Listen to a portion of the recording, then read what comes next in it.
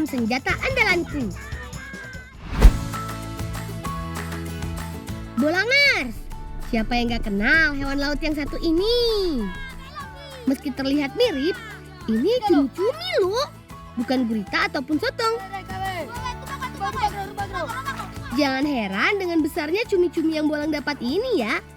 Karena ternyata ada fakta yang lebih mengejutkan lagi loh. Ilmuwan di Inggris menemukan bahwa cumi-cumi bisa tumbuh sampai sepanjang 20 meter atau setara dengan panjang bis sekolah. Pertumbuhan sebesar ini bisa disebabkan karena tubuh cumi-cumi yang elastis dan bisa meregang. Untuk memancing cumi-cumi dibutuhkan tali pancing yang sangat panjang. Ini karena cumi hidup di laut dalam, jadi menangkapnya tentu saja nggak mudah. Cumi-cumi punya senjata pertahanan dirinya, yaitu semburan tinta hitam. Semburan tinta hitam ini dikeluarkan cumi saat merasa terancam oleh musuhnya. Nah, Bolang juga punya tips kalau kalian ingin memasak si cumi-cumi ini. Jangan buang tinta hitamnya ya. Karena ternyata tinta hitam cumi mengandung antioksidan yang bisa meningkatkan kekebalan daya tahan tubuh kita. Nggak cuma itu, tinta hitam cumi juga bisa mencegah pertumbuhan bakteri penyebab karang gigi. Ada lagi nih tips buat bolangers yang mau masak cumi. Biar daging cumi nggak alot saat dimasak, masak dengan waktu singkat saja. Paling mudah sih dengan cara membakarnya ya. Setelah dibersihkan, biarkan dipanggang dalam bentuk utuh selama 2 atau 3 menit saja. Begitu juga kalau mau merebus atau menggorengnya. Jangan memasak cumi lebih dari 2 menit, supaya daging terasa tetap empuk. Selamat mencoba!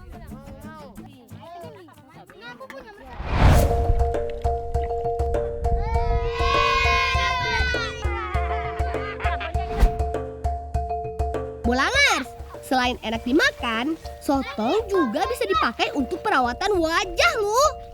Penasaran? Yuk bantu dulu tangkap sotongnya. Sotong ini termasuk jenis sotong batu. Karena ketika diam untuk mengelabui pemangsanya, bentuknya mirip seperti batu.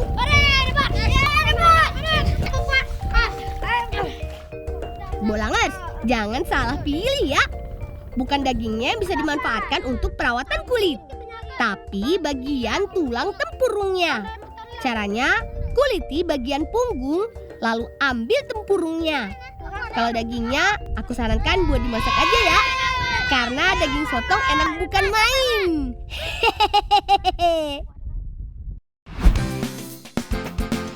Oh iya bolangers, sebelum dipakai untuk bedak, tempurungnya perlu dijemur sampai kering dulu ya.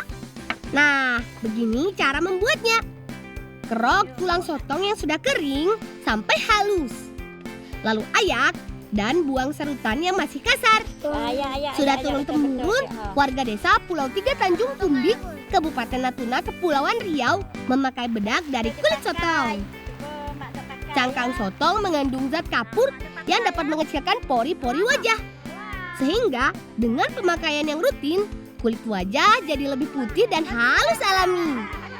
Cara pakainya gampang kok, tinggal tambahkan air, lalu oleskan ke wajah.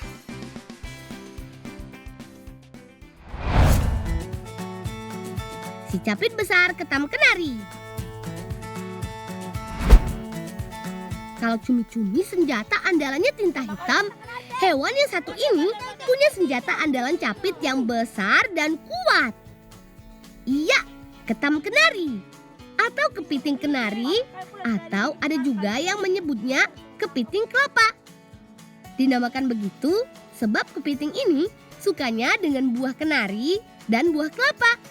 Gak cuma suka buah kelapa, dia juga bisa memanjat pohonnya juga loh.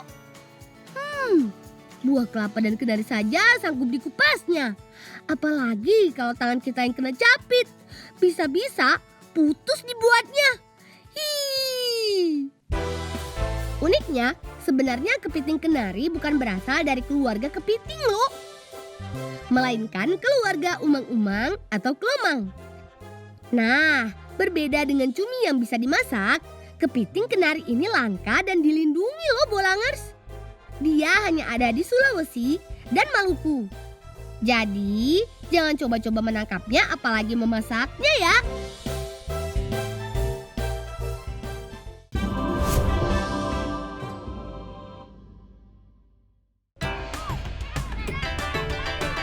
Ayo, cepat!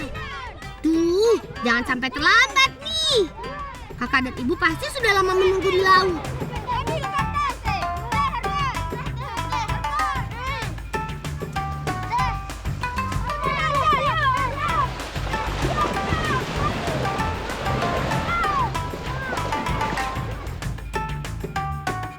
Teman, hari ini kami akan panen geranggang. Harus buru-buru nih, karena semakin siang, air laut akan semakin tinggi. Nah, itu kakak dan ibuku. Sini Bu, biar kami bantu.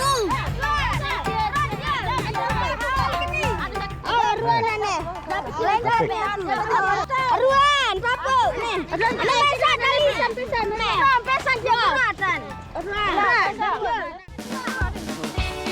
Teman, ada dua cara budidaya geranggang. Kami menyebutnya geranggang tancap dan geranggang apung. Yang sedang kami panen ini adalah contoh geranggang tancap. Panen dilakukan dengan melepas tali pada pasak kayu yang tertancap di dasar air. Papu lepas ini kita nian. Yes.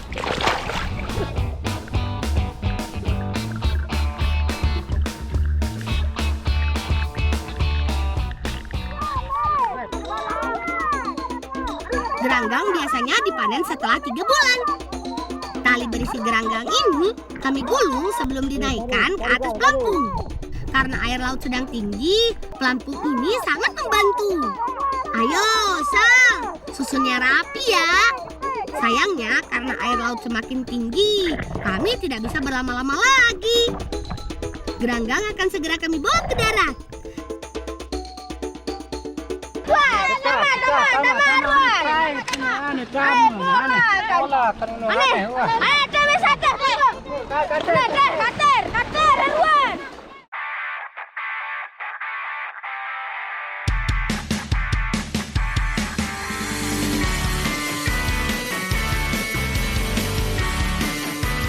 Selamat datang di kampung halamanku teman. Desa Seriwe, Kecamatan Jerowaru, Kabupaten Lombok Timur, Nusa Tenggara Barat. Desaku adalah salah satu penghasil rumput laut terbesar di Pulau Lombok. Tak heran jika setiap hari aktivitas mengolah rumput laut ramai dilakukan. Mulai dari menyiapkan bibit sampai kegiatan panen. Geranggang atau rumput laut yang dipanen biasanya akan dipisahkan menjadi 2 bagian. Satu bagian akan diikat kembali untuk dijadikan benih dan sisanya akan dikeringkan untuk dijual. Perlu waktu antara 3-4 hari untuk membuat geranggang kering. Meski berat, tapi aktivitas ini sudah biasa kami lakukan. Bolang. Apa Ina? Menua tolong Ina anak kan nih. Au, Sur, apa? tolong bolang biar jadi nanti jekakan deh. Ina andai milu ngelor. Bare juga ada masih besuh arut bejulu alo. Mari murian Ina. Ibuku sangat tekun dalam bekerja.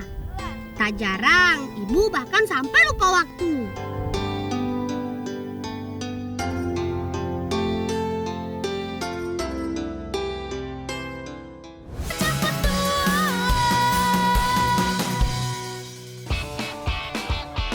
Ayo Kak, cepat lewat sini.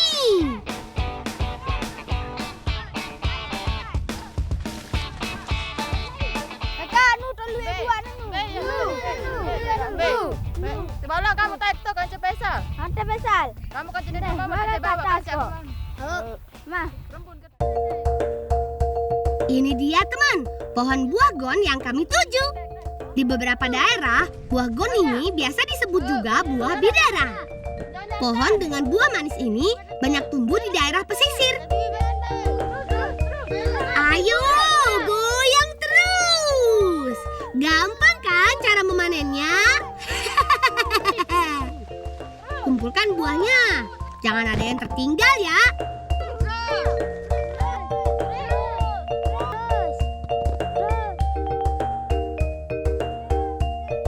Wah, sudah lumayan banyak tuh Kak.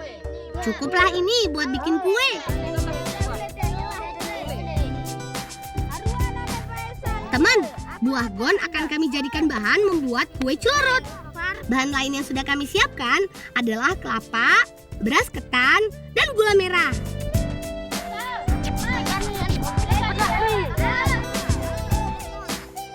Sebelum ditumbuk, beras ketan sudah kami rendam semalaman. Tujuannya agar lebih mudah lembut ketika ditumbuk. Hayo, tebak. Dendi sedang bikin apa? Bukan buat mainan ya. Dendi sedang membuat cetakan kue celorot. Bahannya dari daun kelapa yang masih muda atau janur.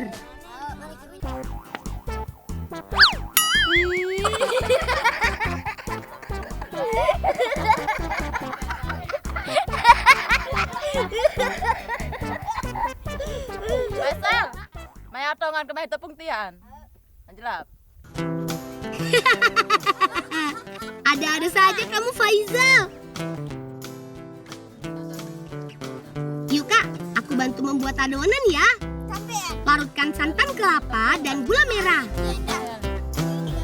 Lalu ditambah dengan tepung beras dan buah gon. Kue celorot menjadi salah satu cemilan yang mengenyangkan. Bahan tepung beras membuat siapa saja yang makan akan mudah kenyang. Apalagi kalau ditambah gula begini. Wah, makin mantap nih. Oh iya teman, kue celorot akan kami matangkan dengan cara yang tidak biasa. Akan kami panggang dalam oven tradisional.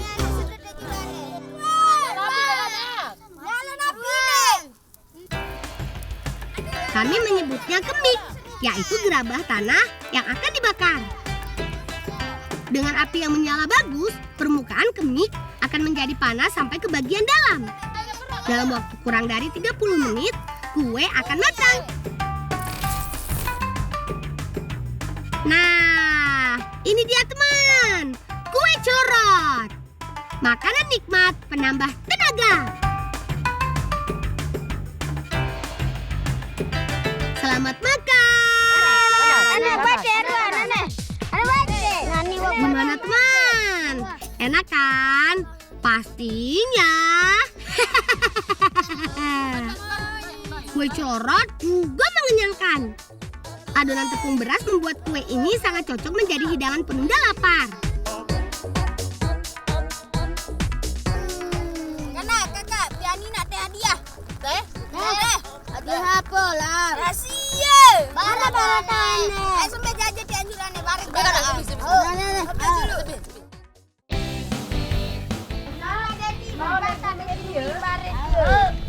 Teh lala dengan kakak teh rupiah. Teh. Kakak, Apa? pandan Piani pandan. Lepas. Teman, aku berencana untuk memberikan hadiah untuk ibu. Dari bahan daun pandan ini, kami akan membuat anyaman topi. Beruntung ada papuk atau kakekku yang jago menganyam. Jadi, hari ini kami akan lebih semangat membantu papuk menyiapkan daun pandan.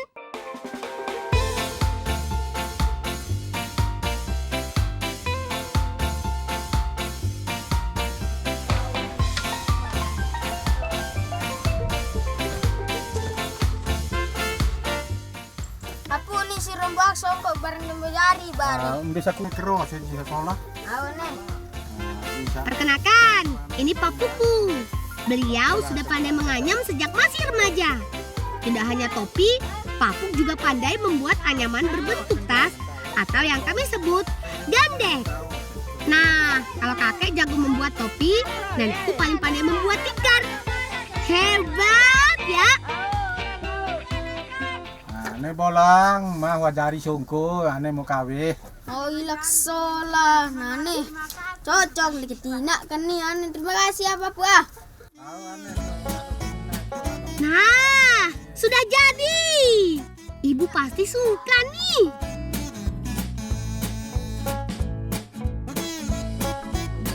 Teman, beraktivitas di bawah terik sinar matahari tentu membuat ibu cepat lelah. Apalagi kalau ibu masih harus menjemur geranggang sebanyak ini. Semoga ibu suka dengan kado kecil yang kami siapkan.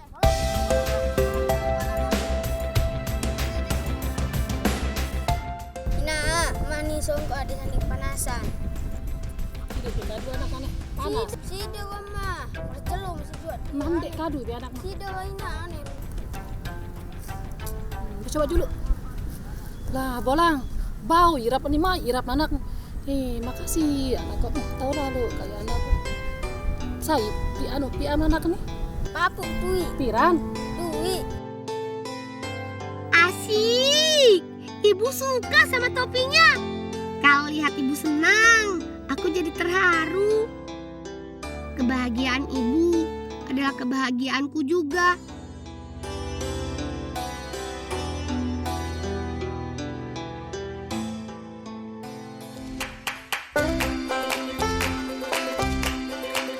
Untuk membuat pesanan kue, ibu memerlukan apel sebagai salah satu bahannya. Karena sibuk, ibu tidak mungkin membuatnya sendiri. Apel atau kapur sirih kami buat dari bahan kulit kerang yang sudah mati. Begini cara membuatnya. Kulit kerang kami susun di dalam lubang tanah yang sudah diberi alas daun dan batu. Sengaja kami buat galian untuk membuat proses pembakaran lebih maksimal. Karena waktu pembakaran yang cukup lama, Dendi dan Faizal harus menyiapkan banyak kayu. Ayo teman, semangat! Kualitas kapur sirih atau apoh biasanya ditentukan dari jenis bahan dan proses pembakaran. Untuk pembakaran, maksimal perlu api besar dan menyala dalam waktu lama.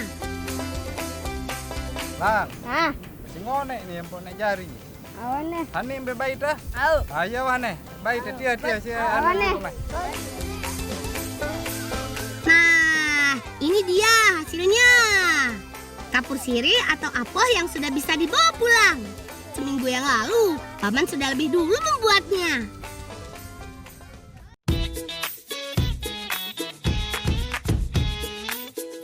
Teman, apoh adalah bahan penting untuk membuat kue. Tidak terkecuali kue kancing yang sedang kami buat. Setelah semua bahan lengkap, ibu mengawali proses dengan mengukus tepung beras. Dengan cara ini, adonan yang kami buat akan menjadi lebih pulen. Tidak perlu waktu lama, tepung beras bisa diangkat setelah 15 menit dimasak.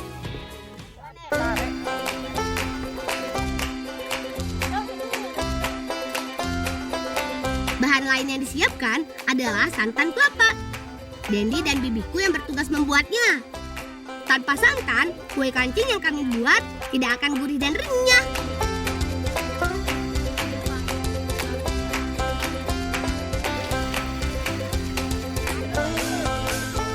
Selanjutnya, ibu akan membuat adonan dari semua bahan yang sudah kami siapkan.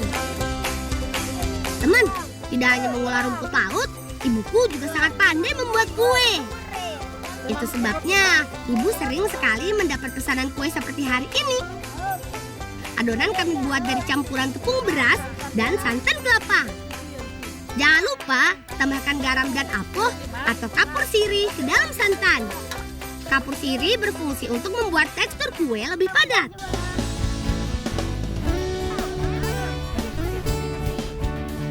Selanjutnya, masukkan bahan tambahan lain seperti telur dan margarin.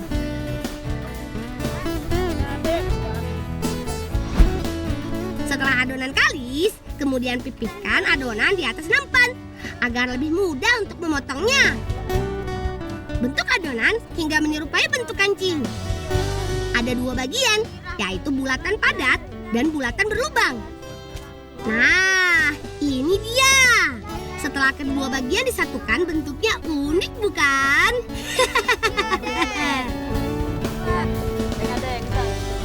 Kue kancing kami matangkan dengan cara digoreng. Pastikan sebelumnya minyak sudah dalam kondisi panas. Jika matang akan berubah warna menjadi sedikit kecoklatan. Nah, seperti ini.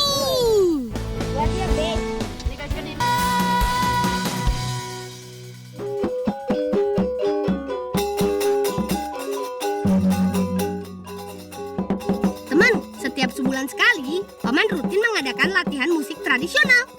Kami menyebutnya musik lentang, salah satu kesenian khas Lombok yang sampai sekarang tetap dipertahankan keasliannya. Rombongan musik ini biasanya tampil dalam arak-arakan. Uniknya, alat musik dimainkan sambil berjalan.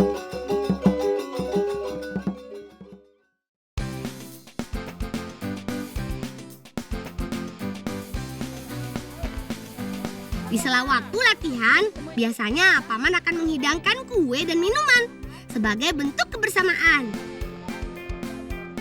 Ada banyak macam kue yang dihidangkan. Salah satunya adalah kue kancing yang kami buat.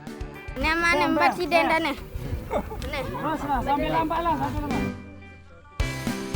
Ayo, Paman, selamat mencoba. Enak. Aku suka. Rasanya gurih dan renyah. Salam cinta anak Indonesia, salam bocah petualang.